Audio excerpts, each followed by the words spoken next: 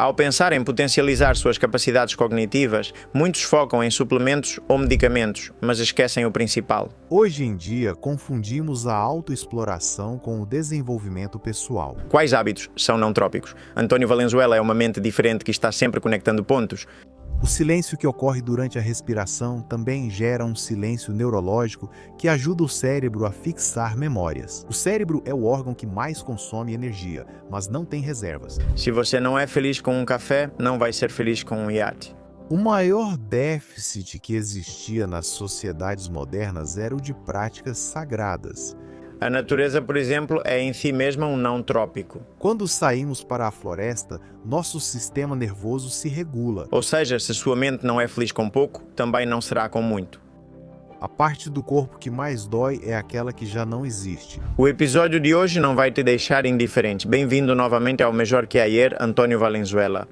Querido António, bem-vindo de volta ao Melhor que Ayer, terceira vez. Você é daqueles que vêm em série, né? No fim, sua conversa é ótima e todos gostam. Como você está? Muito bem. Hoje pensei, vou levar a caneca. Já era, por que não? Terceira vez aqui, já mereço. Totalmente, você tem que levar mesmo, já faz parte do Melhor que Ayer. Já falamos sobre mitocôndria, já falamos sobre nervo vago. E hoje vamos falar de outro tema totalmente fascinante, nootrópicos. Vida Nootrópica, seu novo livro. Como você se animou a falar sobre nootrópicos? Algo que na Espanha, como eu dizia, é pouco conhecido. Sim, então veja, aqui acontecem duas coisas, né? E acho que você já acertou logo no começo, né? Porque no começo pensei em escrever sobre nootrópicos, assim, de forma direta, né? Substâncias que aumentam a capacidade cognitiva, nutrição para o cérebro, etc. E isso realmente também surgiu na minha cabeça por causa de um programa que fizemos há 3 anos, acho, com Núria Cole, para o programa online dela. E era sobre o cérebro jovem em qualquer idade, né? E o tema dos nootrópicos. Desde então eu disse, gostei, né? É um tema que me chama muito a atenção. E falei, quero escrever sobre isso. Mas, né? Quando pensei no livro, o de sempre, né? A mentalidade, a mente de Antônio Valenzuela. Não, vou fazer um livro pequeno. Aí está. Aqui está, livro pequeno de 400 páginas. 400 páginas. E já lançamos, minha editora lançou o formato do livro um pouco maior para que não passasse de 400, né? Eu dizia, bom, né? Falar de substâncias, bacopa, citicolina, tirosina, rhodiola, muito legal, né? Mas, tio Borja, era o que acontecia comigo depois. Sempre ficava com aquela sensação de passar uma mensagem tendenciosa, sabe? E de prometer quase o maná, né? Toma isso aqui e isso vai resolver para você. E eu pensei, não dá para ser só nootrópico, tem que ser hábitos nootrópicos, né? E eu disse, bom, sim, hábitos tudo bem, mas um passo além, vida nootrópica. Então surgiu a ideia de um estilo de vida, uma vida que seja compatível com o nosso cérebro, seja para memória, cognição, motivação, criatividade. Acho que no meu momento de vida estou muito nessa vibe da criatividade. Já falávamos disso no retiro com Marcos, né? Acho que estou um pouco paz e amor. Não, genial. Dá para ver, ele escreve quase um livro por ano, então é perceptível. Me parece uma ideia brilhante porque justamente separa o público daquela ideia de que o nootrópico é simplesmente um suplemento, que obviamente tem seu papel, mas os nootrópicos vão muito além, eles entram no seu estilo de vida. Grande parte da conversa será dedicada aos hábitos e depois falaremos um pouco sobre substâncias. Mas vamos começar por esses hábitos. Por exemplo, você já fala há muito tempo sobre mitocôndrias, sobre a luz, sobre os ritmos de luz e escuridão, sobre ritmos circadianos, mas como a luz também nos ajuda a melhorar nossas capacidades cognitivas. Sim, no final das contas já sabemos, né? Eu sou muito fã de dizer essa frase, né? De que nosso cérebro evoluiu com dias claros e noites escuras. E que o Yin e o Yang que estão aí são super necessários para o funcionamento do cérebro, seja com a escuridão.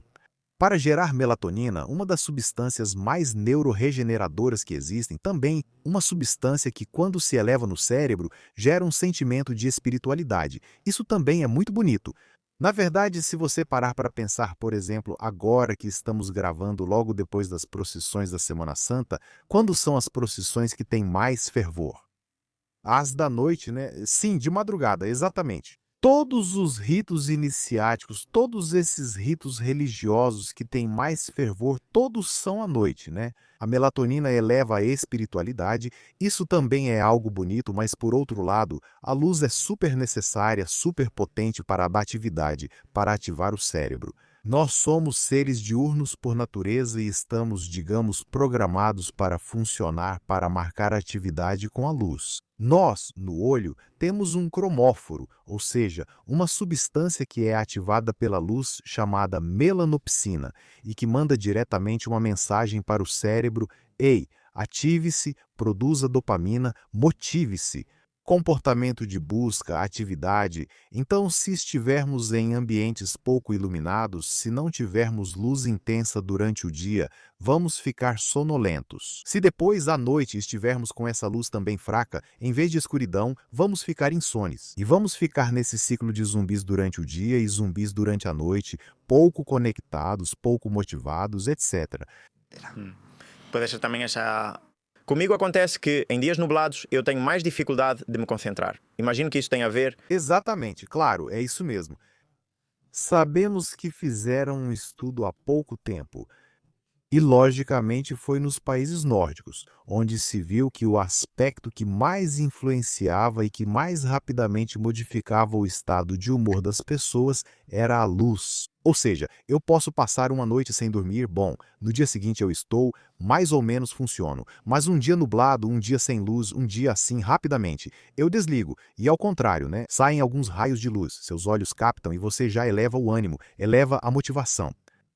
Muito bom. Também outro nootrópico muito subutilizado é o exercício físico, né? Acho que todos nós já sentimos esse impulso mental, que não é só um impulso emocional, mas também de foco depois de treinar. Comigo acontece principalmente com o aeróbico. Queria te perguntar um pouco qual é a relação entre treino e mais foco e mais concentração. Totalmente, totalmente. No final, bom, já sabemos que existe esse santo graal da neuroplasticidade, da neuroregeneração, que é o BDNF, o fator neurotrófico derivado do cérebro, que é quando dizemos, as pessoas quando falamos dizemos que esse é o fertilizante neuronal, né?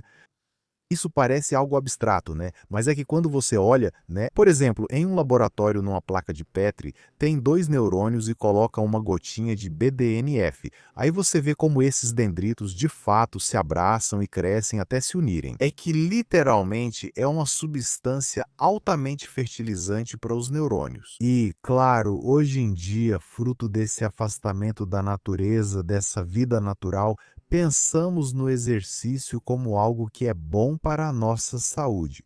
Claro que sim, algo divertido, claro que sim, algo para algumas pessoas. Não é difícil, mas necessário para isso, mas evolutivamente nos mover era necessário para sobreviver, tanto para nos alimentarmos, quanto para fugir, quanto para buscar abrigo, etc. Então, claro, faz todo sentido que quando você ativa sua musculatura, seu cérebro começa a gerar cognição. Porque, claro, de nada adianta sair correndo sem pensar para onde você vai, se você não procura alimento. Então, claro, existe esse eixo músculo-cérebro que o ativa. Então, se mover é sinônimo, além disso, todo mundo sabe disso. Eu me lembro, e por favor, isso não é uma recomendação, eu tenho um grande amigo chamado Max, que é francês, mora em Logrônio, e uma vez nos encontramos aqui em Málaga.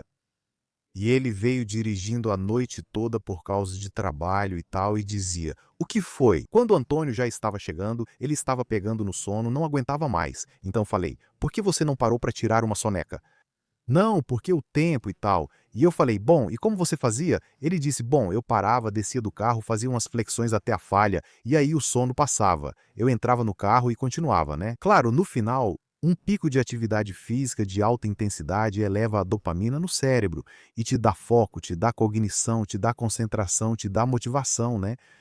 Mas, como você bem disse, esse movimento aeróbico é muito interessante porque, claro, o movimento aeróbico envolve várias coisas. A primeira delas é que aumenta muito o fluxo sanguíneo cerebral, né? Ou seja, um aumento do fluxo sanguíneo no cérebro. Olha, é muito interessante porque no final das contas, né, o cérebro se alimenta, é o órgão que mais consome energia, cerca de 25%, acho, entre 25% e 30% do nosso gasto metabólico basal, mas ele não tem reservas. Ou seja, ele se alimenta apenas do que recebe pelo sangue. Por isso, aumentar o fluxo sanguíneo é, como dizemos aqui na Andaluzia, uma maravilha. Mas depois, o próximo ponto é que, claro, ao se mover de forma aeróbica, você também está dando essa mensagem evolutiva para o seu cérebro de: olha, estou procurando alimento, estou fugindo, estou buscando uma solução. Então, claro, o BDNF-alfa dispara. Sim, a contração muscular e a busca por soluções ou demanda cognitiva sempre caminharam juntas, lado a lado. E outras atividades, por exemplo, você fala muito, me chamou a atenção sobre a dança no livro. Que vantagem adicional a dança traz em relação a outras formas de exercício? Olha, e aí quase arrumei uma confusão com a editora, né? Porque o livro, vou te dizer, até o último minuto antes de ir para a gráfica, eu fiz mudanças, né? Preciso dizer que, nessa parte sobre a dança, esqueci de incluir uma coisinha, uma frase que a editora já tinha comentado. Olha, Antônio, eu te mato, né? Se você mudar, porque já não tem tempo, né? E é uma das coisas que, vou te dizer, é um detalhe, mas que é muito interessante porque eu também gosto muito. A dança tem muitas vantagens a nível cerebral, né? Na verdade, sabemos que uma das patologias que envolvem a dopamina em seu mecanismo de ação é o Parkinson, né? Pois sabemos que uma das recomendações não farmacológicas de estilo de vida que tem um impacto mais positivo no Parkinson é a dança. Dançar eleva a dopamina no cérebro, não só no nível da dopamina e dos gânglios basais ligados à coordenação, mas também no nível do córtex pré-frontal ligado à cognição, né? Mover-se, dançar exige muito, mesmo que a gente veja como algo fácil, exige uma alta carga cognitiva no cérebro. Depois ainda tem algo muito interessante. E é que eu sei que você sabe, mas as pessoas que estão nos ouvindo talvez não conheçam uma estrutura chamada corpo caloso.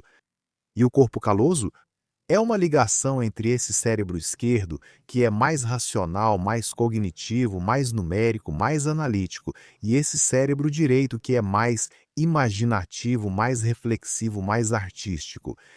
Então, o que a dança faz? Ela gera uma hiperconexão entre ambos os hemisférios. É muito bonito. Também existem estudos, acho que este era na Dinamarca, como eles estavam observando. Bom, há muitos, mas agora me veio esse à cabeça. Como se avaliava com ressonância magnética funcional o uso da dança como terapia para a reversão ou a manutenção da neurodegeneração? E dava para ver coisas muito interessantes, né? E dava para ver como a dança é uma das melhores ferramentas para frear o declínio cognitivo. Muito bom. Então vamos todos dançar mais. Você também fala de algo que sempre me fascinou, que são as ondas cerebrais, né? Sabemos que temos diferentes ondas cerebrais, que cada uma se correlaciona com um tipo de atividade ou estado de vigília, e entre elas me interessam muito as ondas gama, que, me corrija se eu estiver errado, são as associadas ao estado de fluxo, ao flow state, em grande parte. Então a pergunta seria, bom, relembre ao público o que é esse estado de fluxo. Tem a ver com as ondas gama, e a pergunta seria se é possível potencializá-las de alguma forma. Na verdade, também tem a ver com um fluxo, mas com um fluxo alto. Ou seja, porque as ondas θ também têm a ver com um fluxo, mas um fluxo, digamos, mais poético, por assim dizer. Enquanto as ondas gama são as ondas da alta cognição, né? São essas ondas em que você está no auge emocionalmente, não cognitivamente, essas ondas em que você entra em hiperfoco, né? Não é só o fluxo em que tudo está indo bem, né? Isso, quando se fala, por exemplo, em esportes de elite, se distingue muito entre o flow e o clutch, né?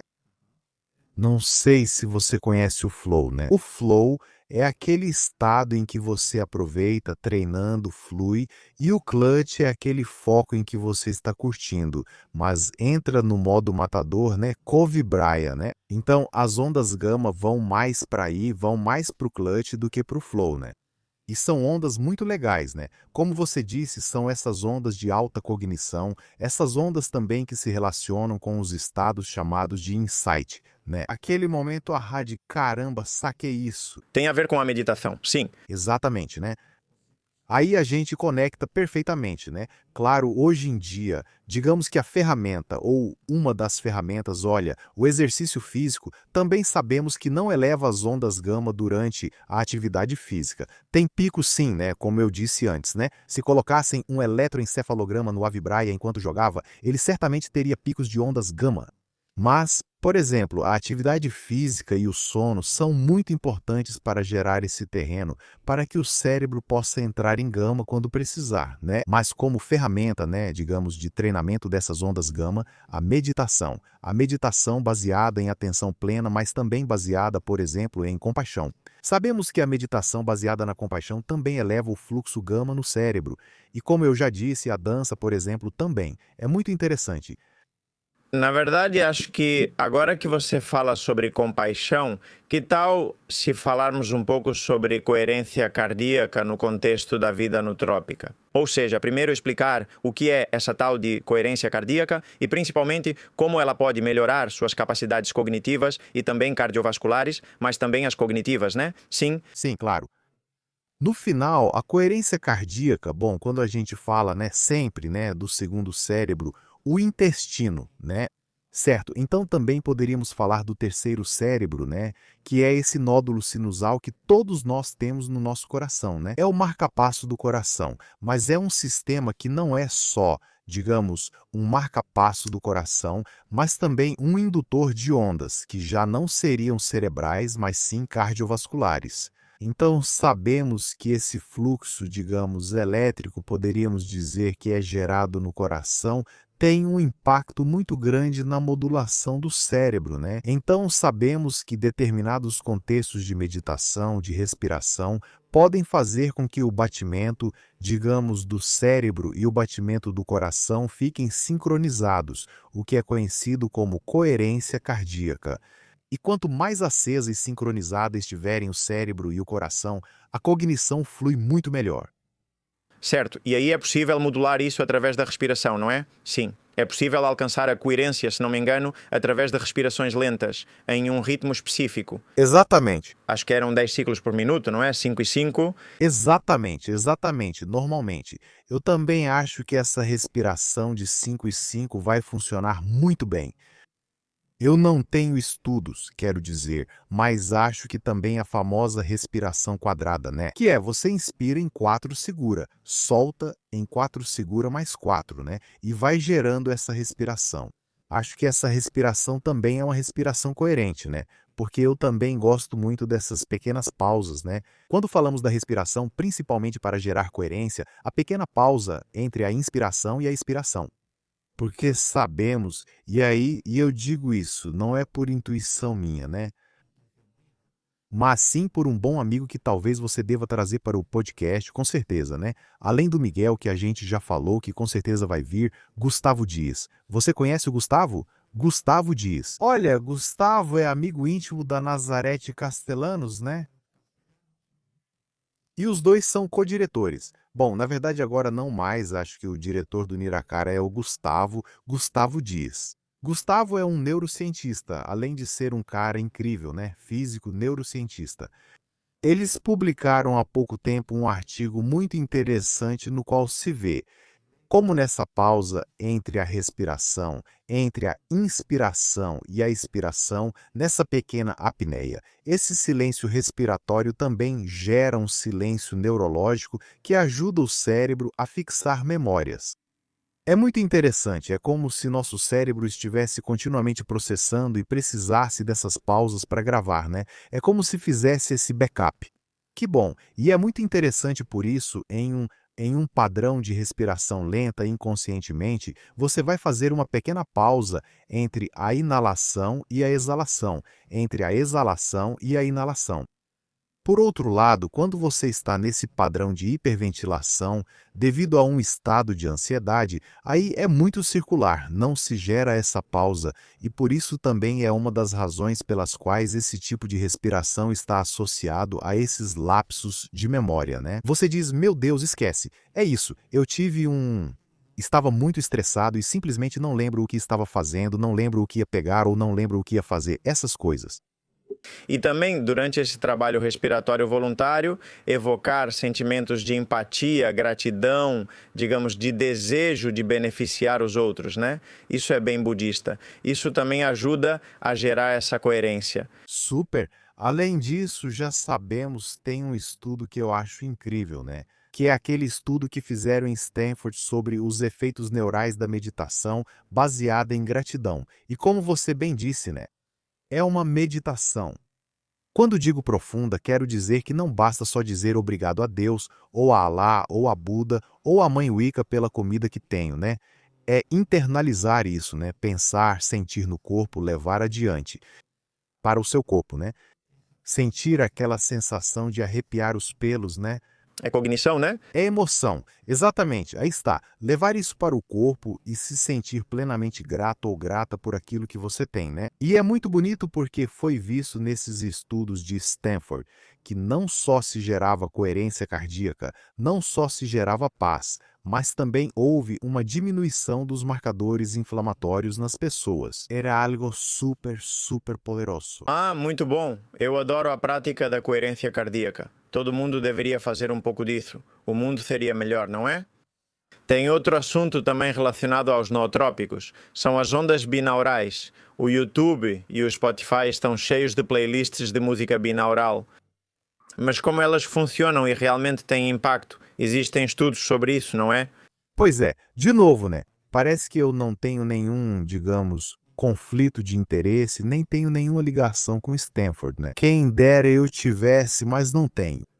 Mas é que, por exemplo, no assunto de tudo que envolve ondas binaurais, o Departamento de Neurociência de Stanford, eu acho que foram os primeiros a começar a pesquisar isso e são os maiores, digamos, especialistas nessa pesquisa.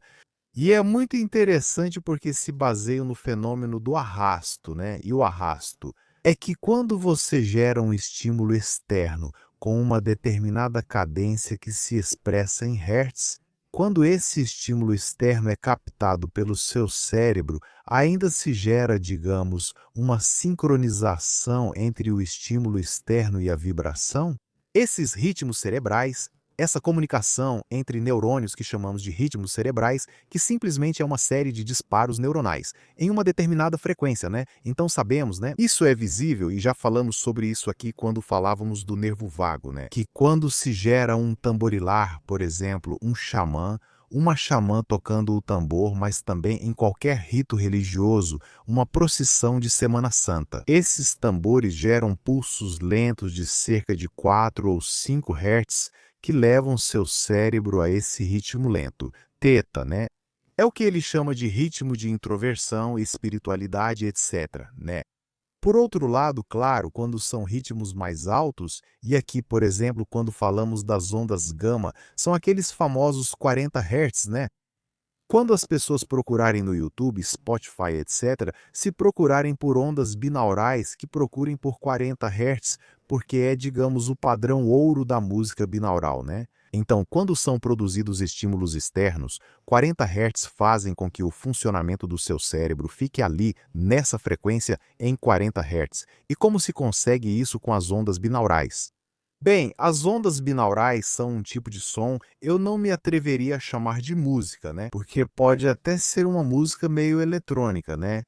São sons que as pessoas escutam, são chamados de pulsos, sons, batidas binaurais, né? São aqueles em que é necessário usar fones de ouvido, mas claro, se não usar, não tem o efeito.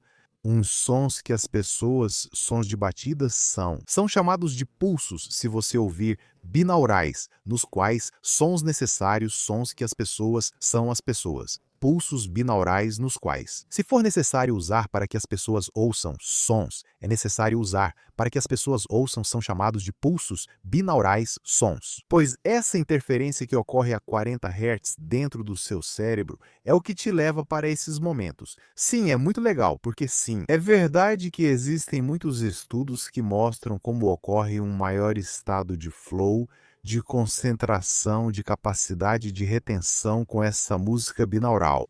Aqui também acontece uma coisa e é interessante saber disso porque existem muitas listas que indicam música de piano com áudio binaural ou sons da natureza com áudio binaural.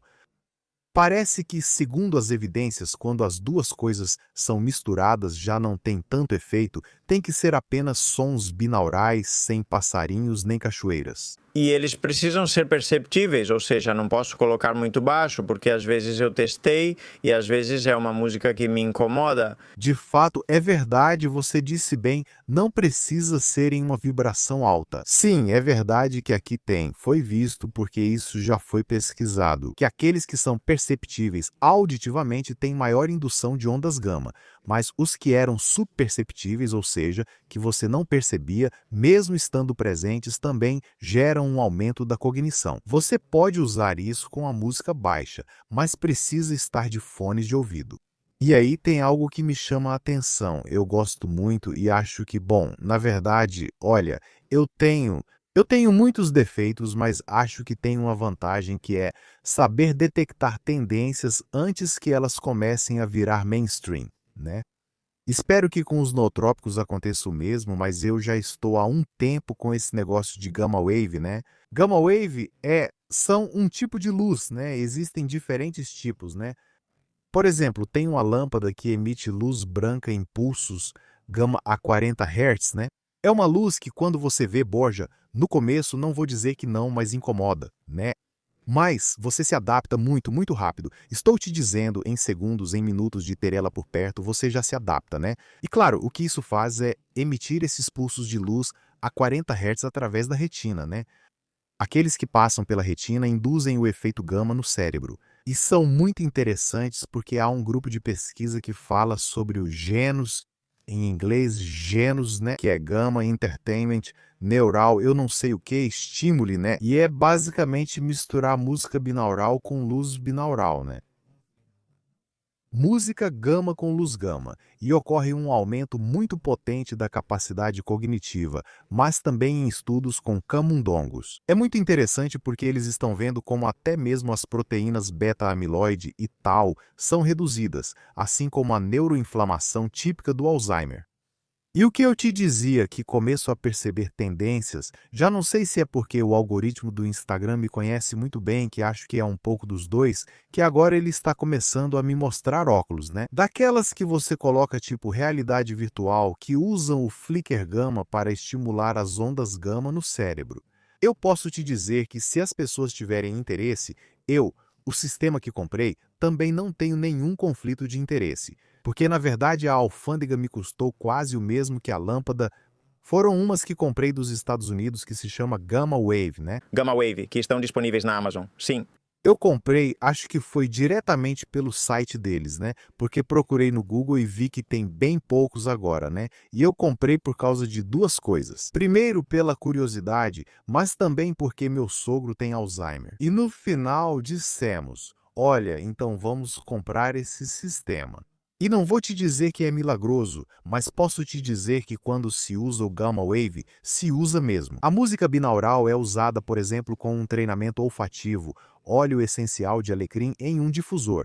Depois de usar, realmente se percebe, quero dizer, mais retenção, melhor fluidez verbal, é muito, ou seja, foi testado. Sim, sim, sim, um N igual a 1, claro, mas eu tenho esse N igual a 1 que é perceptível. Sim, fiquei pensando em como os diferentes ritmos musicais podem nos levar a estados de consciência diferentes. E você me dizia que os ritmos tribais, rítmicos de baixa cadência e tal, nos fazem entrar para dentro de nós mesmos. A Semana Santa foi na semana passada, não é mesmo? Mas eu estava pensando, e os ritmos, por exemplo, e a música eletrónica, porque evidentemente, tirando as drogas, é um dos cenários onde as pessoas mais têm estados alterados de consciência, né? Ou pelo menos de vibrar junto com a música, né? De ser como um só com a música, e eu acho que isso também no final tem que influenciar, não sei se são mais ondas beta, né? Ou o quê, mas também leva as pessoas a outros estados, né? Olha, isso que você falou, eu concordo totalmente. E eu acho que, olha, o que eu também acho é uma coisa, e é que grande parte, e eu ouvi isso, ia dizer que era meu, mas não é meu, viu? Não é meu porque eu ouvi isso. Como é que ele se chama? Agora não me lembro como ele se chama, mas ouvi isso de uma pessoa que durante muito tempo foi DJ e agora tinha se voltado um pouco mais para a música medicinal, sabe? Ou seja, criar faixas.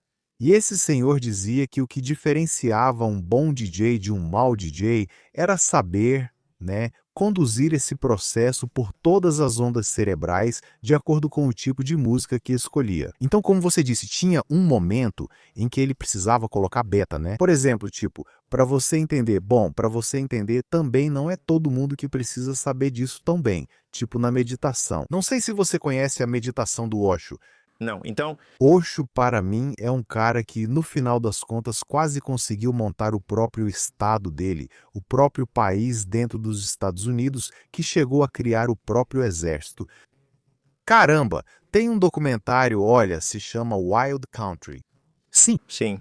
aí está, é o Osho, né? Então, tirando tudo isso, Osho, eu acho que ele fez uma grande contribuição para a humanidade, no sentido de que eu acho que ele foi um dos poucos gurus, entre aspas, que soube ler muito bem as misérias do homem ocidental, né? Então, Osho, o que ele vinha dizer era, olha, não adianta nada para uma pessoa ocidental sentar, com todo o seu, né, todo o seu acúmulo de karma, se falássemos, né, nos termos dele, né, para meditar, né?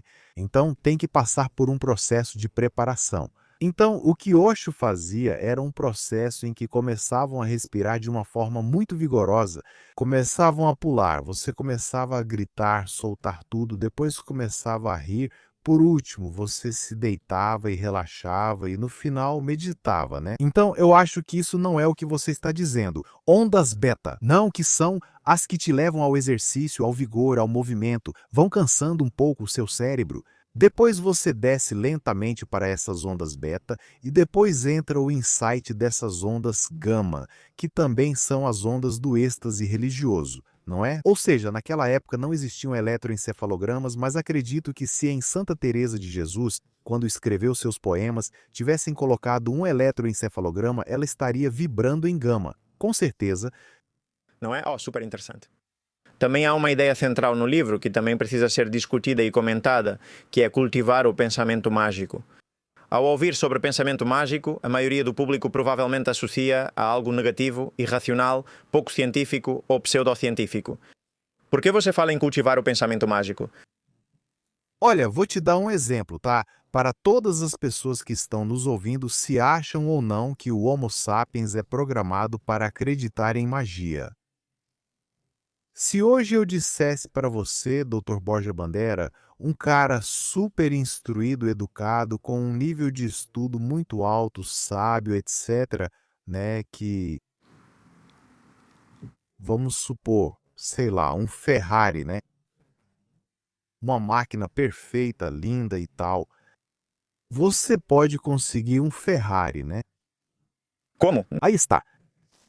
Simplesmente indo ao lugar onde vendem Ferraris e trocando por um monte de papelzinhos, você acreditaria nisso agora mesmo. É isso que quero te dizer. Hoje sim, claro, papelzinho roxo. Aí está, certo? Então isso não é abraçar o pensamento mágico, não é. A humanidade não criou uma narrativa em torno de algo que não tem absolutamente nenhum valor objetivo, né? Ou seja, você pega, né, agora e vai até um orangotango ou um chimpanzé, né?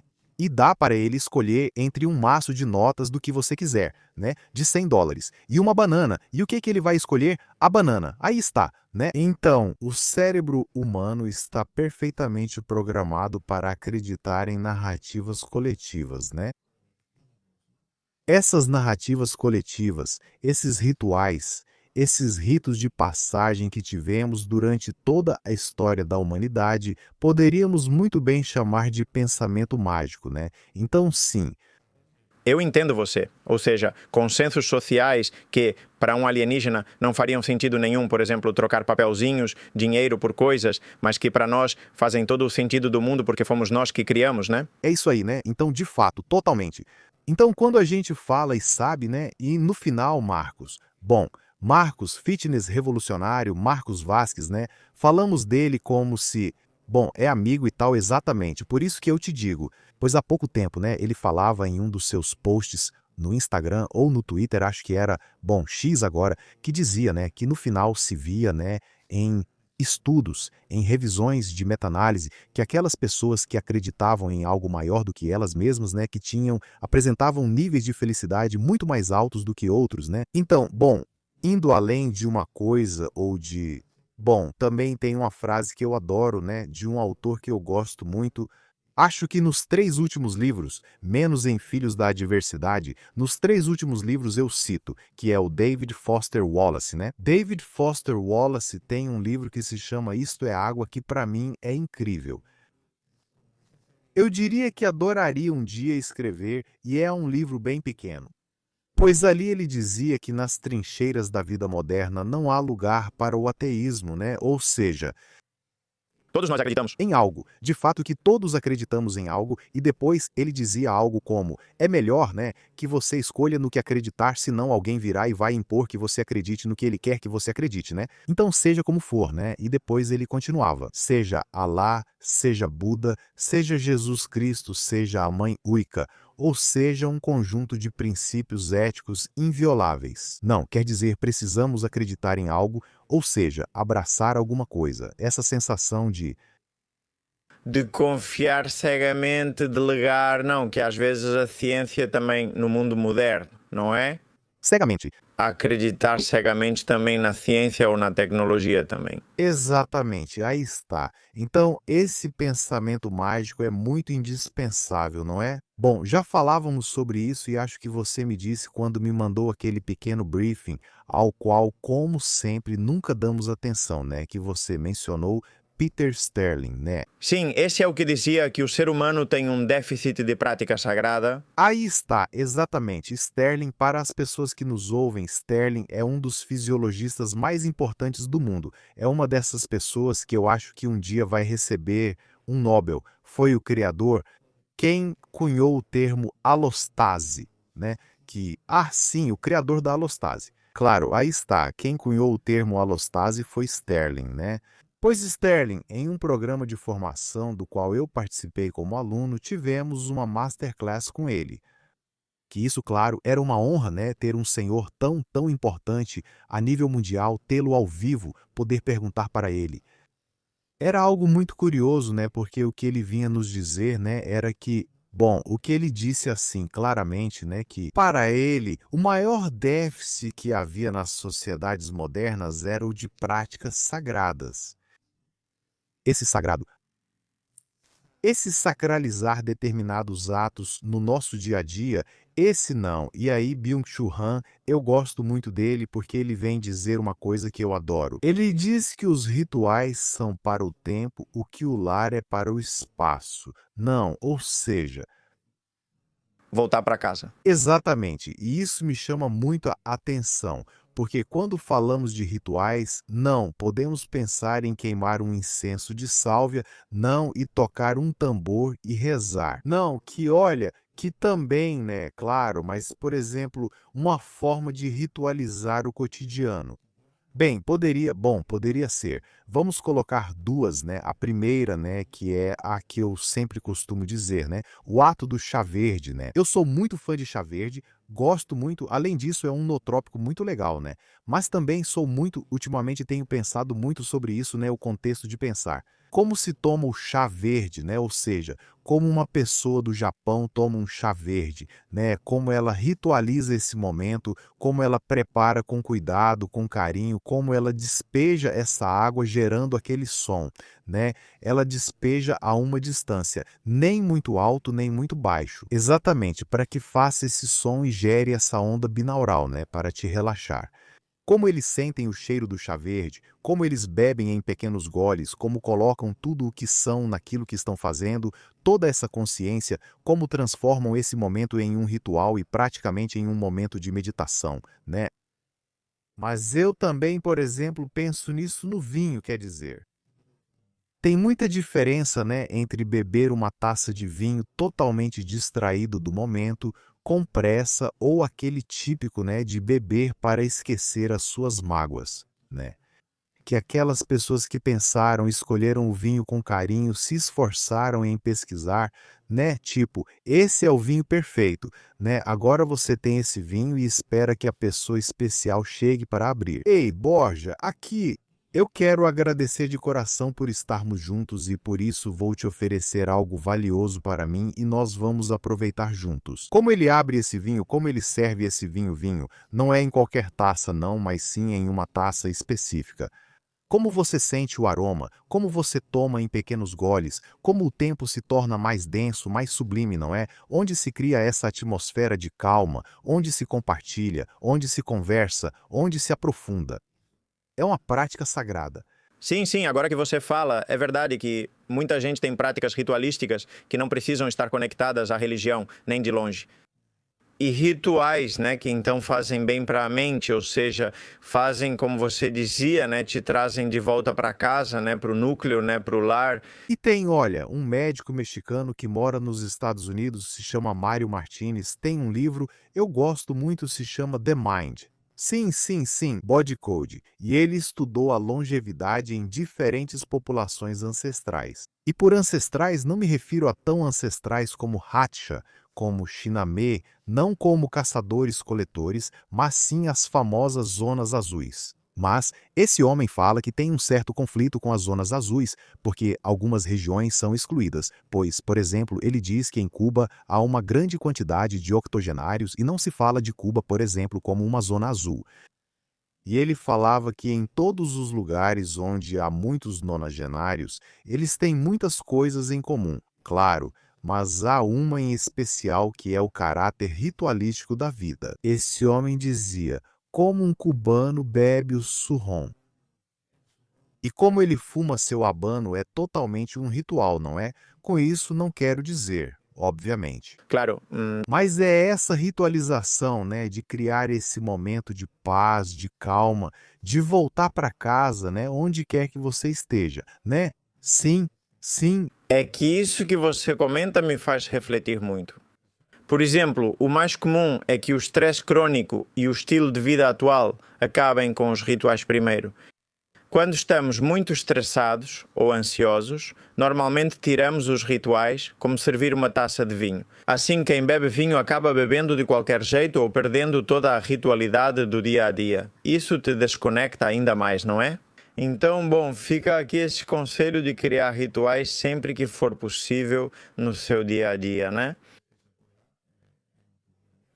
e aí estou eu. Josep Pla, um dos meus escritores favoritos, tem um livro chamado A Vida Lenta, e ele dizia que a vida é feita de pequenos detalhes verdadeiros, né? Então, claro, um dos meus objetivos de vida são esses detalhes verdadeiros, né? Isso incluir no meu dia a dia momentos que valham a pena, momentos de introspecção, momentos ritualísticos, né? Ou seja, eu saio para passear com os cachorros no campo e transformo isso em algo sagrado. Para mim, eu coloco toda a minha atenção, coloco minha atenção na vida que existe ali, né? Procuro voltar para essa mentalidade de aprendiz, de criança, de me maravilhar com a geometria de um caracol, ver uma borboleta voar e parar para observar o voo dela, né? E quando você vê essa ordem, né, essa matemática que organiza a natureza, você já está sentindo, né, essa conexão com algo mágico, com algo maior do que você, porque você pensa, né, você diz como. A mesma fórmula matemática, né, que gera a concha do caracol. Eu ia dizer só concha, mas os argentinos vão entender, né? Do caracol é a mesma geometria que está no eixo de uma galáxia, ou no eixo ou no olho de um furacão. É a mesma fórmula matemática, é a mesma matriz Fibonacci, né? Então, quando você vê isso, se você interioriza isso, pode chamar de Deus, pode chamar de uma força primordial criadora, pode chamar de um acaso altamente ordenado, né? Porque chame como quiser, né? Mas é algo que tem que te maravilhar, ou pelo menos, se não maravilhar, te faz pensar. Você disse que caminha para observar e se maravilhar com a natureza, justamente o caminhar, né? E você menciona uma forma de caminhada, que é a caminhada japonesa, também pode ser outro hábito não trópico. Super notrópico. Eu adoro, e além disso, os japoneses também têm isso, né? Que se existe uma população produtiva, né? E se existe uma população cujo cérebro funciona a 1000 por hora, são os japoneses, né? Se eles nos falam algo, devemos acolhê-los de uma perspectiva notrópica, certo? E realmente a caminhada vigorosa, que podemos chamar de caminhada, mas também podemos chamar de corrida, né? De acordo com o nível cardiometabólico de cada pessoa, com a necessidade ou a vontade dela, né? Então, o que eles vêm nos dizer é que melhor do que caminhar em um ritmo moderado durante um certo tempo, olha, vamos caminhar de uma forma mais tranquila durante 3 minutos e vamos caminhar o máximo que pudermos durante outros 3, né? Ou seja, vamos criar intervalos. Quando estamos trotando é a mesma coisa, né? Vamos trotar em uma zona 2, zona 3 e depois vamos fazer um sprint, por exemplo, na zona 4 ou zona 5. Sabemos, né, que esse intervalo de ir devagar e rápido, aumenta muito o fluxo sanguíneo cerebral, aumenta o BDNF-alfa, né? E foi visto, sim, é verdade que não foi visto, não foi estudado a nível nootrópico, né, de uma mudança rápida na cognição, na concentração. Mas sabemos que em pessoas mais velhas retarda a neurodegeneração de uma forma muito evidente. E falando de nootrópicos, o episódio de hoje é patrocinado pela CZEN. Dentro do mundo dos nootrópicos, encontrar uma boa fórmula que não seja subdosada e com os ingredientes adequados não era nada fácil. Por isso, há alguns meses colocamos a mão na massa e ajudamos a formular o ZZEN Focus, um nootrópico natural com L-teanina, cafeína e outros nootrópicos comprovados. Vai te ajudar não só a trabalhar mais, mas a trabalhar melhor com um estado de calma sustentada, bem diferente do que os estimulantes habituais proporcionam e que, para mim, pessoalmente, me ajuda muito a criar o conteúdo que você está vendo na tela. Você pode conseguir aqui e tem o código de desconto BORJA10 ativo. Agora sim, vamos continuar com o episódio. E além disso, dá para misturar práticas como caminhar, natureza, que já vou falar sobre isso, meditar caminhando, ou seja, rituais que incluam caminhar. A natureza, por exemplo, é por si só um nootrópico, porque eu acho que todo mundo que vai dar um passeio pela montanha, pela praia, por uma floresta, por um parque no meio da cidade, sente que desacelera. Sim, totalmente. Seja por 2 sentidos, sabemos que por um sentido, o famoso Shin-Ryoku, japonês de novo, que são esses banhos de floresta, sabemos que quando saímos para o bosque, para a praia ou qualquer lugar, qualquer área natural, nosso sistema nervoso se regula. E sabemos que coincidência, o neurotransmissor que comanda o sistema nervoso parasimpático, que é a acetilcolina, é o mesmo neurotransmissor necessário ou um dos neurotransmissores ou o neurotransmissor principal na geração da memória. Sabemos que todos os medicamentos que hoje em dia mostram alguma evidência para retardar a demência são medicamentos procolinérgicos. Então, tudo o que for diminuir o ritmo do nosso sistema nervoso já vai ter um efeito nootrópico. Mas é que sabemos de 2 coisas: que os cheiros da natureza, sentir o aroma do vinho, da grama molhada, sentir esses cheiros da natureza, sentir a abundância, melhoram a capacidade cognitiva, melhoram a capacidade de concentração, a criatividade. Sabemos que algo tão triste como ter um quadro na sua casa, digo triste comparado com a natureza, de um amanhecer ou de uma paisagem natural que te evoque olhar, observar, é incrível. Um quadro já aumenta a criatividade e algo que também, para mim, e acho que você também já sabe porque me conhece bem, que tem ocupado muito dos meus neurônios, da minha carga cognitiva ultimamente, é o que se conhece como a fractalidade. Ou seja, os fractais são pequenos ou grandes, são figuras que se repetem, semelhantes em diversas escalas. Ou seja, quando falamos de fractais, né, podemos pensar em um rosetão de uma catedral, ou aquelas figuras psicodélicas que todos nós já vimos em alguns desenhos, ou aqueles fractais. Bom, fractais, claro, pela abundância, aquelas figuras que se autorreplicam, que são geométricas, etc. Isso é algo muito interessante porque a funcionalidade do nosso cérebro, a comunicação entre os neurônios, se dá por uma mecânica fractal. Ou seja, os disparos neuronais são disparos neuronais que se autorreplicam ao longo do tempo em diferentes escalas, né? E o que acontece? Bom, mas também existe fractalidade na estrutura do cérebro. Quando você olha para uma árvore neuronal, quando você olha para um conjunto de neurônios, existe geometria fractal dentro dessa funcionalidade dos neurônios. Algo muito interessante é que sabemos que a natureza é fractal. As folhas das árvores, os galhos das árvores, as nuvens, as dunas da praia, as ondas do mar são fractais. A natureza está cheia de fractais.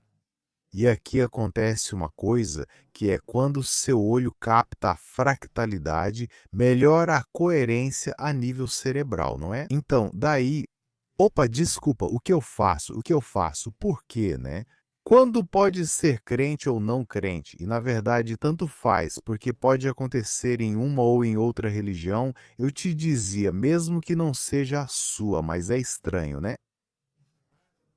Que quando uma pessoa entra numa catedral ou numa mesquita, ela se sente mal, né? Pelo contrário, ela entra assim, tem algo, né? Ali que diz, opa, Te acalma. me traz paz, né? Me induz a um estado de quietude, um estado de abertura, né? Dúvida. De fato, sabemos que a geometria de uma catedral, a geometria de uma mesquita, a geometria, por exemplo, quem já teve a sorte de visitar Granada e visitar a Alhambra, né? Se você entrar em qualquer um dos palácios nas ridas, se olhar para o teto desses palácios nas ridas, é pura fractalidade. E olha, é muito bonito porque essa fractalidade dos palácios nas ridas mantém a coerência com determinadas constelações de estrelas. É algo muito interessante. Então, o que quero dizer é que, claro, você entra em uma igreja, em uma catedral, em uma mesquita, em um templo, que tem essa geometria fractal, e o que está fazendo é reproduzir a sensação de paz que isso desperta em você. Olhar as ondas do mar, por exemplo. Ou seja, é algo que está totalmente gravado no nosso DNA e que podemos evocar na vida moderna ou na arquitetura moderna com determinados padrões, né? Exatamente. Ou seja, no final das contas, o cérebro reconhece padrões e quando reconhece esses padrões fractais, ele te acalma e te traz para o presente. Obrigado. Efectivamente. Interessante. Tem outra frase também que você diz no livro, que é que meditar é levar a mente para casa. Explica isso para as pessoas porque eu gosto muito dessa frase. Sim, sim, essa frase não é minha. Quem dera fosse minha. É de Sogyal Rinpoche, um monge budista, um Rinpoche que, na verdade, ele viveu por um tempo em Granada, em um centro budista que existe em Granada, que agora não me lembro como se chama, né? Ele tem um livro chamado O Livro Tibetano do Viver e do Morrer, e parte disso vem desse senhor. Não é o livro tibetano dos mortos, mas sim o da vida e da morte. Um livro. Eu tenho que reconhecer que demorei para ler por causa do meu conflito, né? Como bom ser humano com aquele grande medo atroz da morte, né? Então eu começava a ler, parava tal, mas quando consegui ler me preencheu muito, sabe? E ele fala sobre isso, né? Meditar é levar a mente para casa, né? E isso é algo que me chamou muito a tonta atenção, essa frase, porque hoje em dia, né, a gente sabe que, né, o grande papa da pesquisa sobre trauma, né, o Dr. Peter Levine, né, ele fala muito, e bom, ele e quase todos os neurocientistas que falam abordam o trauma. É que uma das coisas que o trauma gera no organismo é a dissociação mente-corpo, né?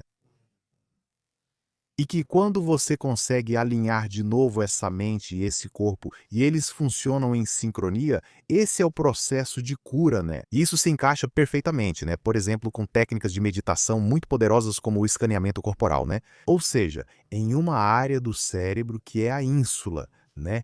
Que a ínsula é essa ponte de conexão entre o cérebro e o nosso organismo, né? Sabemos que eu sempre costumo dizer, né?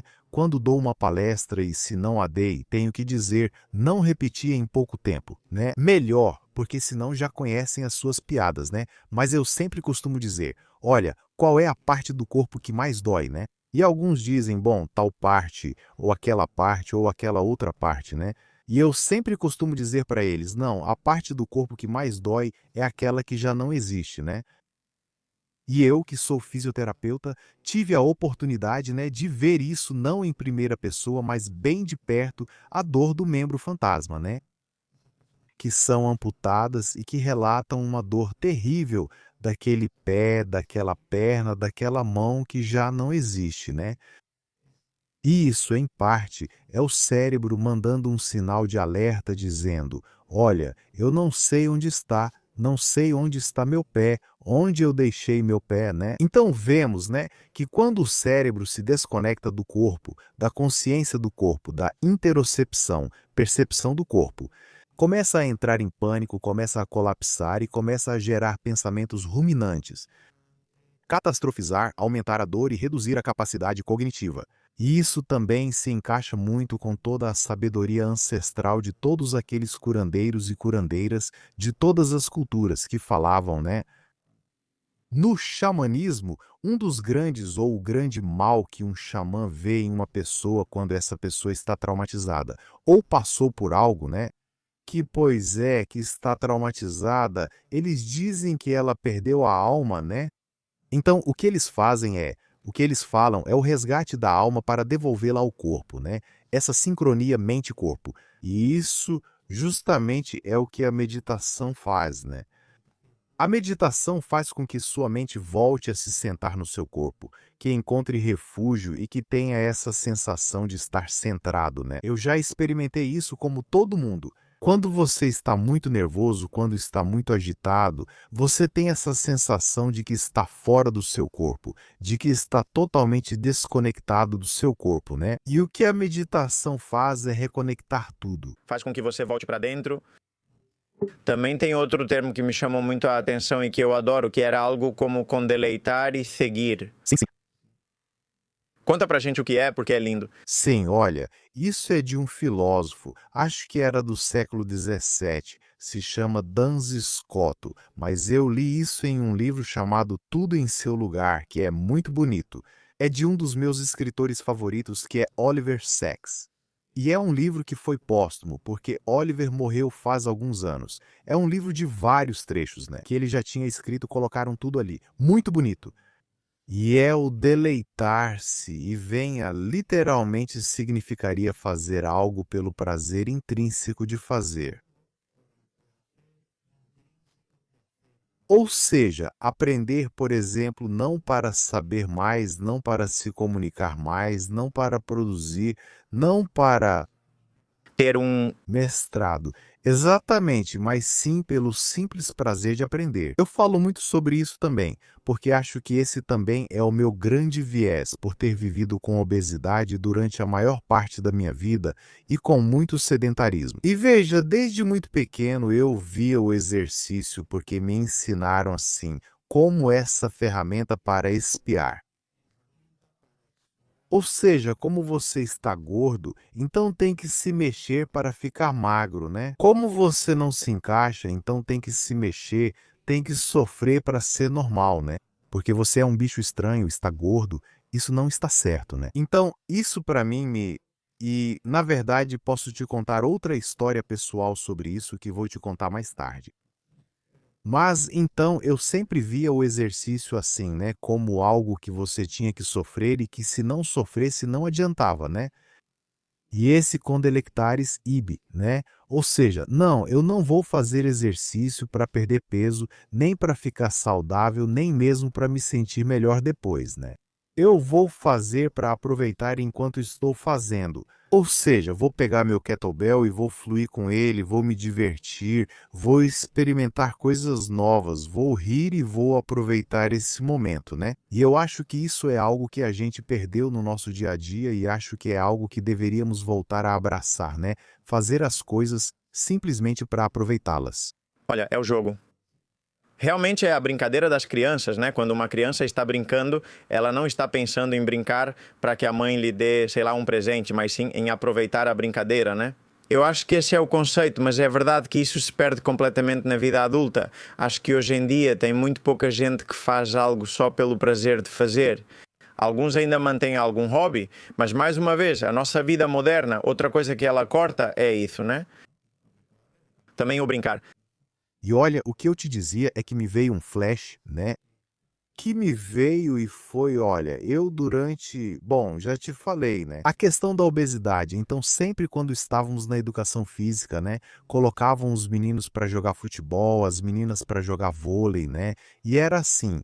Então, olha, era isso, perfeito, né? Você podia ser melhor ou pior jogando futebol, mas tudo bem, né? Mas tinha dias, né, em que te colocavam para fazer tipo ginástica, acrobática, tal, tal. Claro, para mim isso era horrível, né? Horrível. Então, eu me lembro que foi. É uma história muito bonita porque veio um professor substituto de educação física, né? E nesse dia ele colocou a gente para fazer ginástica, né? Basicamente. Sempre que chegava a minha vez, eu pulava, não fazia o que devia, saía da fila e ia embora. Nunca me falaram nada. Nesse dia fiz igual. Eram as cambalhotas. E eu me lembro perfeitamente porque a primeira cambalhota que eu dei na minha vida foi na 7ª série do ensino fundamental. Hasta séptimo de primaria no había dado nunca. E foi ali claro, quando fui pular, esse homem me disse, não, não, chega. Mas ele não falou como um sargento, foi mais como um pai, sabe? Vem comigo, tal, vamos. E foi a única pessoa, sabe, que naquele momento tirou um tempo, me deu confiança e eu dei minha primeira cambalhota, né? E eu lembro disso como algo que para mim foi isso, sabe? Aproveitar aquele momento foi uma brincadeira, né? Claro, digo brincar e me divertir. Foi um momento que sempre vou lembrar. Quando você falou, lembrei disso, principalmente sobre a brincadeira. Falando, ligando com aquele pensamento mágico que comentamos antes.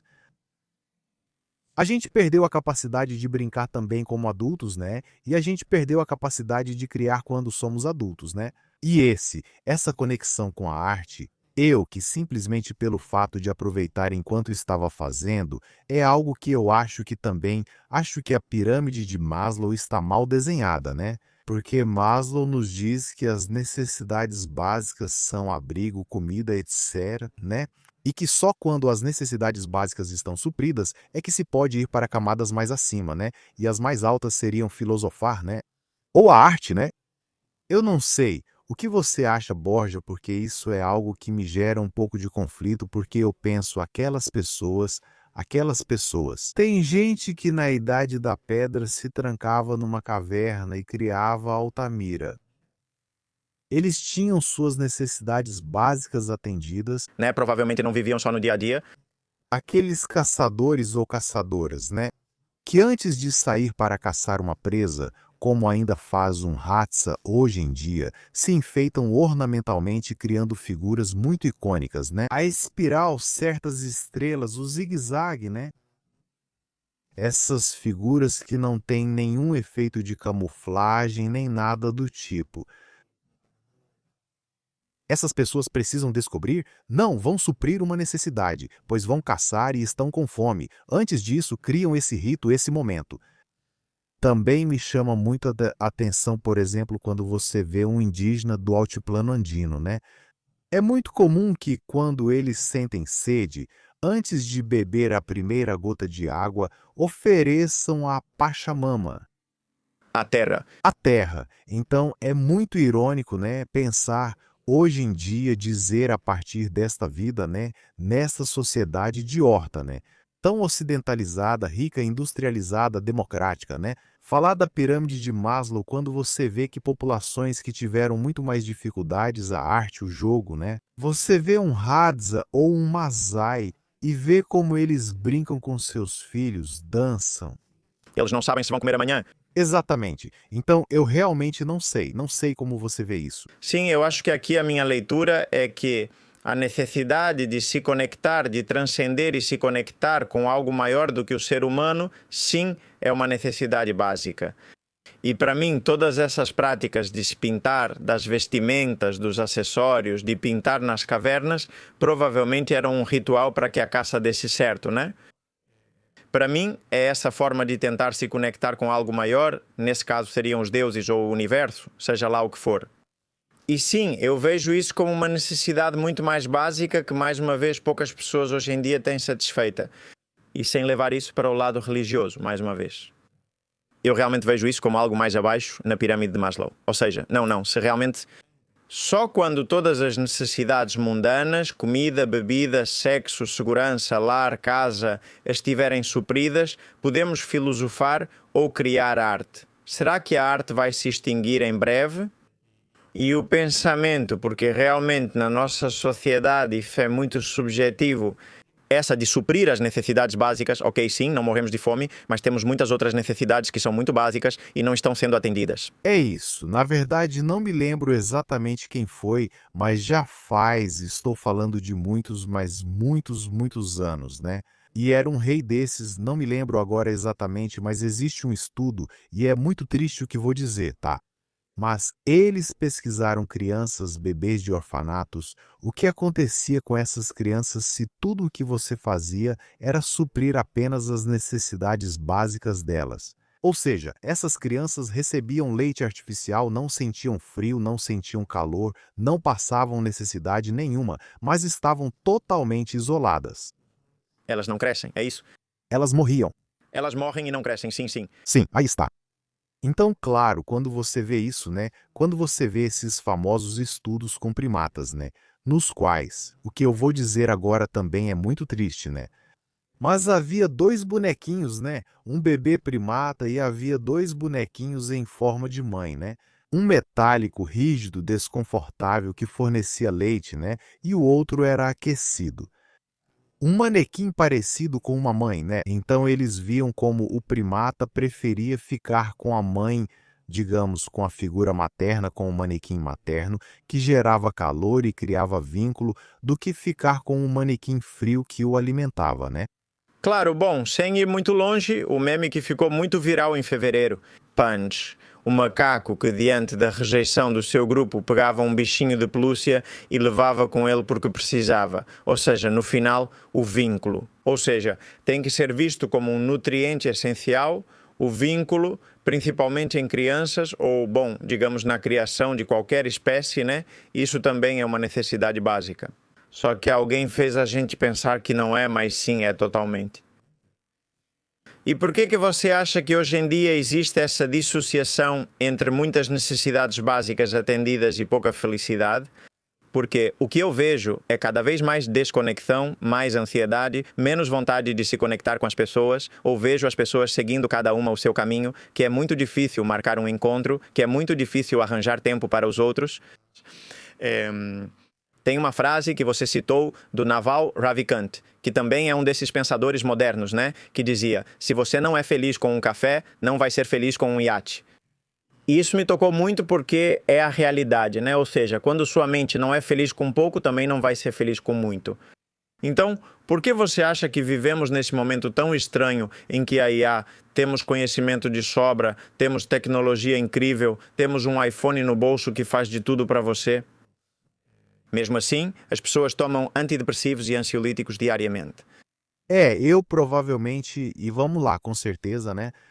Que eu estou errado na minha hipótese, né? E também acho que o que se gerou aqui foi a tempestade perfeita, né? E acho que é porque houve uma combinação perfeita, né? Porque além disso, nós, como já dizia o poeta americano Walt Whitman, né? Quando ele dizia sim, porque perguntaram para ele se ele tinha se contradito, né? E ele disse sim, eu me contradigo porque sou eu, mas dentro de mim eu abrigo multidões, né? Quer dizer, nós humanos somos seres muito contraditórios, somos seres tremendamente individualistas, né? E ao mesmo tempo tremendamente gregários e extremamente sociais, né? Então vemos, né? E eu acho que aqui, né, o cardiologista Esteban Larron fala muito sobre como, no final, a doença cardiovascular simplesmente ou só é compreendida graças à indústria do mal, ¿no? Que me perdonen los market. né?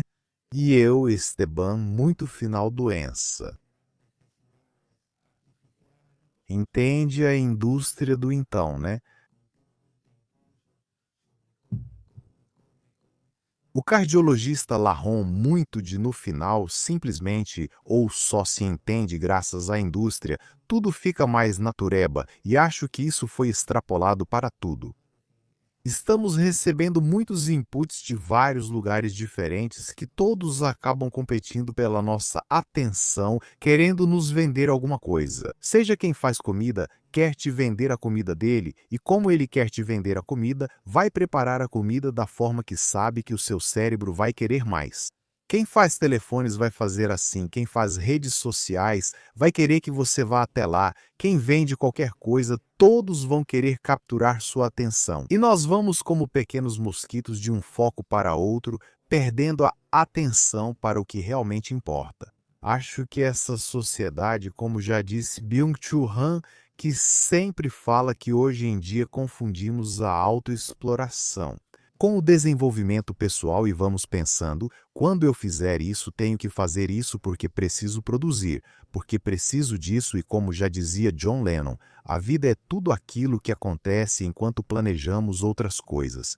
Sim, ou seja, é uma crise do presente e, acima de tudo, uma crise de atenção, de direcionar a atenção para a vida ou de todas essas coisas que mencionamos que são importantes para outras coisas que geralmente são consumir e produzir.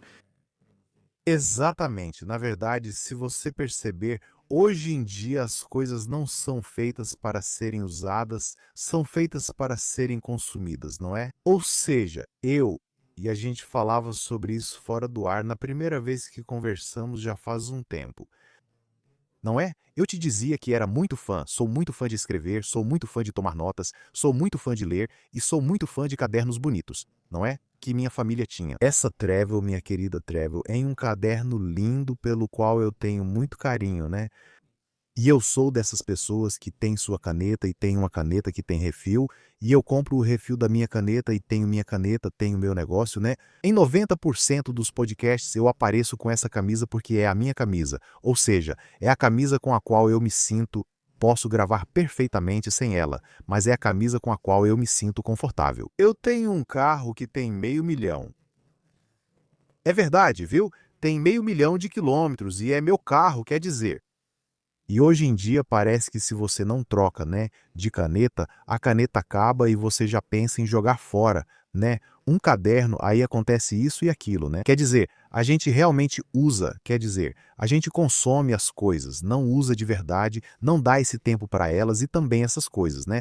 Essas coisas, coisas às quais você dá valor que pode perder perfeitamente, claro, mas também te ancora, né? E o ser humano é um ser que precisa de âncoras, que precisa de fundamentos, né? E isso a gente está perdendo, e se perdermos isso, bem, o que acontece com a gente são vidas efêmeras. Ótima essa reflexão. Bom, agora vamos falar sobre o que as pessoas achavam que íamos falar, que é um pouco rapidamente mencionar os nootrópicos, as substâncias mais interessantes e ver como cada uma funciona, para que serve. Assim, vamos passar por quais são os que têm mais evidências ou que você mais gosta.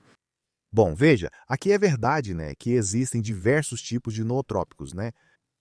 E também, dependendo do que você está procurando, você pode optar por uma coisa ou por outra, né? Ou seja, por exemplo, podemos saber que uma bacopa, né, a Bacopa monnieri, que é uma dessas plantas sagradas do Ayurveda, é muito rica em princípios ativos chamados bacocídios, que hoje em dia, né, em termos, se falarmos de substâncias não farmacológicas, seria o padrão ouro para a melhora e manutenção da memória, né? É uma planta muito interessante que funciona muito bem, mas que precisa de um tempo, né?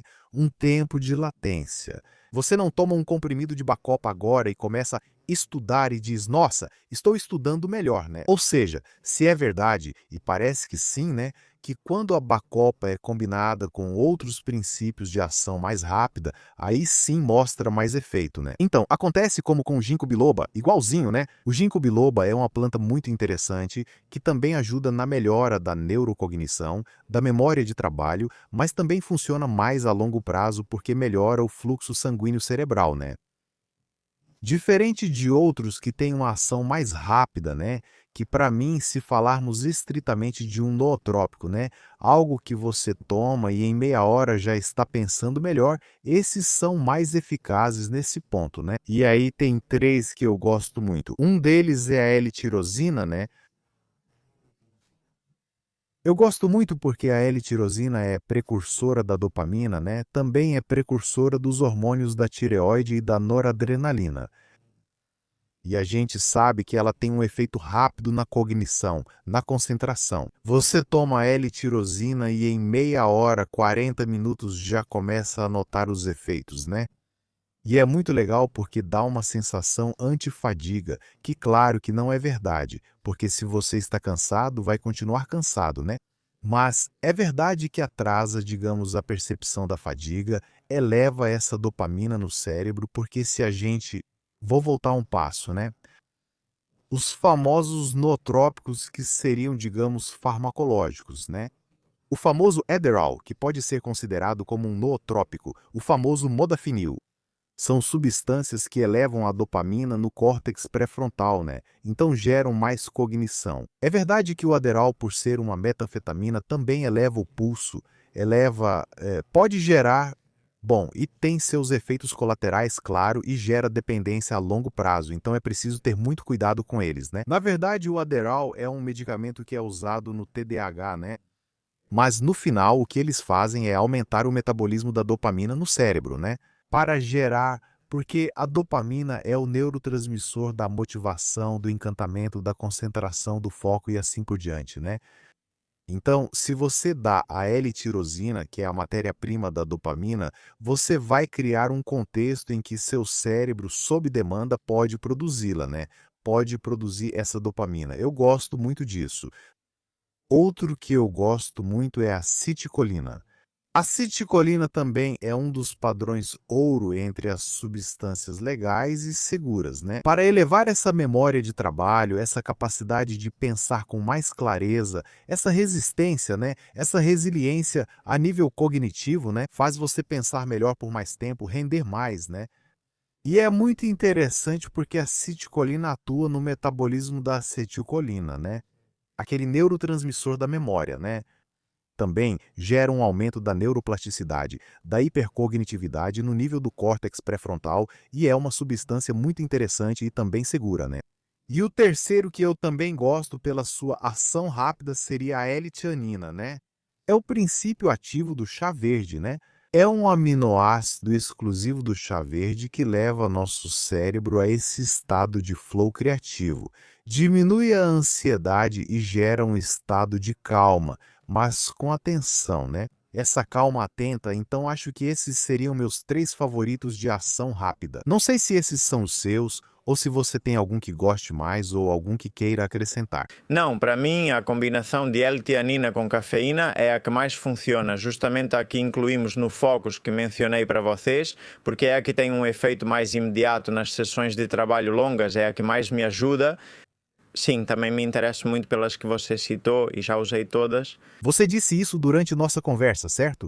Eu estava falando da Bacopa, me veio o café à mente e acabei esquecendo de mencionar a cafeína, porque realmente a cafeína, né? Quando eu falava da Bacopa a longo prazo, claro, a cafeína é um nootrópico de ação rápida, né? Ou seja, você sabe que quando toma um café em maior ou menor grau, sua cabeça pensa com mais clareza. Por quê? Primeiro, porque bloqueia os receptores de adenosina, ou seja, da fadiga.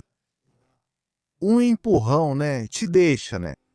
Seria como com a creatina, que oferece uma repetição extra. Já a cafeína amplia o tempo de cognição e depois aprimora a sensibilidade dos receptores de dopamina. Então, claro, é um estimulante cognitivo, é um nootrópico de primeira ordem a cafeína, e é muito interessante o que você disse, né? Na verdade, existe uma fórmula que costumam chamar de Smart Caffeine, a cafeína inteligente, que é a mistura de teanina com cafeína. É uma combinação super interessante porque te gera esse estado de alerta, esse estado sereno e esse estado de alta cognição. Eu adoro a cafeína como nootrópico, é super potente. E os cogumelos também estão muito na moda no mundo dos nootrópicos. Sim. Reishi, juba de leão, como funciona? Sim, no final das contas, sabemos que todos os cogumelos têm uma série de princípios ativos que são super interessantes porque são próprios de cada cogumelo, os conhecidos como beta-glucanos, mas também tem outros. E sabemos que de uma forma ou de outra eles vão melhorar a função do cérebro. Então sabemos que a longo prazo, ou seja, da mesma forma, né, você vai tomar, por exemplo, um extrato. Bom, o reishi pode sim ter uma ação mais rápida, já falo dele, mas se você toma, sei lá, um extrato de cogumelo ostra, por exemplo, você não vai começar a pensar melhor imediatamente, né? Mas sabemos que incluir na nossa dieta um grande repertório de cogumelos variados, também por esse efeito que eles têm nesse eixo intestino-cérebro, no nível da função da microbiota, são muito interessantes. Mas sabemos que eles estimulam o BDNF-alfa, estimulam a função neurocognitiva, estimulam outros fatores neurotróficos muito interessantes a nível cerebral e são os cogumelos. Alimento de primeira para o cérebro, não é? Dito isso, sabemos, né, que todos os cogumelos, né, cantarelo, enoque, shiitake, maitake, cogumelo ostra, champignon, todos são benéficos para o nosso cérebro e quanto mais variedade, melhor. Mas tem alguns, né, que podem ser usados de forma estratégica, né, que são mais medicinais, por assim dizer, que funcionam muito bem, né? Sabemos que o reishi é muito interessante porque tem um efeito principalmente adaptógeno, ou seja, modulando esses eixos de estresse, né, reduzindo o cortisol, que por esse efeito indireto ao te acalmar, vai te permitir pensar melhor porque acalma, mas não ceda, né? Tem essa função adaptógena. E depois tem a juba de leão, que, claro, a juba de leão entre os cogumelos e junto com, digamos, a Bacopa monnieri, seria o padrão ouro da neuroproteção e da melhora da memória a longo prazo, né?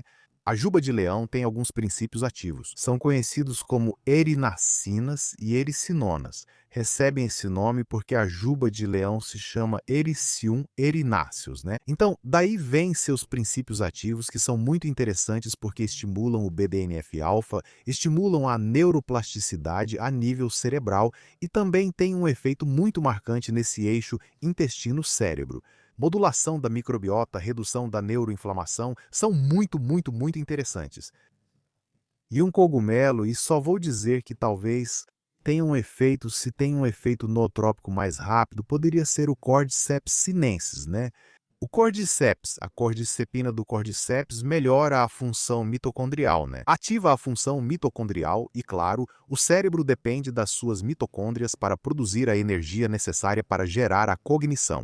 Então, sabemos que o Cordyceps e o Cordyceps, tanto militares quanto os sinenses, agem de forma mais ou menos rápida. Super interessante. O magnésio poderia ser considerado um nootrópico? Eu diria que sim, ou seja, ele não está na lista de nootrópicos, mas eu diria que sim por diferentes razões, né?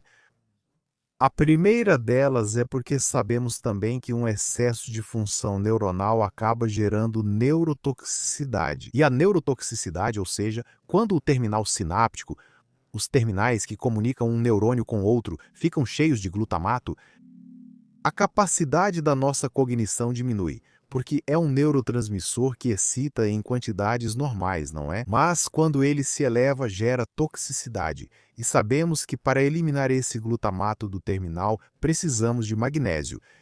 Então, por esse lado, o magnésio é muito interessante. E claro, o magnésio como mineral, sabemos que para o impulso neuronal é muito interessante. Então, eu te diria que sim, que é um nootrópico. Sobretudo em contextos também de alta fadiga ou também de uma alta cortisolemia, de um sistema nervoso autônomo e desregulado, em situações de estresse, para que as pessoas que nos escutam entendam. Bem, António, eu acho que demos uma série de conselhos incríveis para uma mente mais clara e mais calma e também para muitas outras coisas. Foi uma conversa super completa. Não sei se você quer dizer algo ao público diretamente nesta terceira entrevista. Sim, uma coisa que é muito importante que é agradecer a vocês, né? Porque, independentemente de que o Dr. Borja Bandeira e eu sejamos amigos, acho que se os podcasts que temos assistido não tivessem recebido o carinho que vocês deram, eu não estaria aqui pela quarta vez, né? 3 vezes presencialmente e uma vez online, né? Então, eu estar aqui conversando com meu amigo é graças a todas as pessoas que estão nos assistindo. Então, obrigado. Agradeço de coração a vocês e com certeza nos veremos novamente. Com o Dr. Borja Bandeira, tenho certeza que sim. Além disso, ainda temos um almoço pendente, mas todos vocês são os responsáveis por eu estar aqui hoje. Então, simplesmente agradeço de coração a vocês. É isso. Bom, desejo de coração que esse caderninho que você sempre carrega continue se enchendo de ideias e que você continue conectando pontos para nos presentear com coisas como essa. Bom, tomara que venha um 4º, 5º, 6º, 8º e 10º livro. Então, obrigado. Você já sabe que esta é sua casa como sempre, Antônio. Pessoal, mais um episódio de Melhor que Ayer. Neste episódio, você encontra várias ferramentas para uma mente mais saudável, clara e lúcida. Espero que aproveite. Lembre-se, Vida Nootrópica está disponível em todos os estabelecimentos, online ou presencialmente. 400 páginas de sabedoria para ter melhores capacidades cognitivas para a vida toda. Um abraço, até o próximo episódio. Vamos seguir nos empoderando. Obrigado.